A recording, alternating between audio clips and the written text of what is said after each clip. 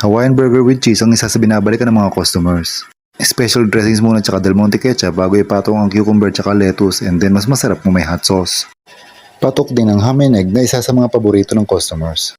Maraming salamat sa mga tumatangkilik. Ito ang isa sa binabalik-balikan ng ating mga suki, ang double cheeseburger. 2 patty, 2 cheese at syempre hindi tinipid sa lettuce at cucumber. Presyong pangmasa at hindi tinipid sa lasa, talagang mabubusog ka. At kung hindi mo kayang ubusin ng dalawa, pwede mong i-share ang isa sa iyong kasama. Yan ho ang aming burger steak meal, at kapag ang customer sa ari natikman ay talagang binabalik-balikan. Nasabi nga ho ng iba ay dahil sa sauce na malinamnam. At dahil nga ho hindi tinipid ang ingredients niyan. At sure na may mushroom pang kasama yan. Ito naman ang aming chicken pastil with rice. Ito naman ang pinakamabenta ngayon sa aming maliit na shop. Sabi nga ng mga customers, hinahanap-hanap daw nila ang sarap.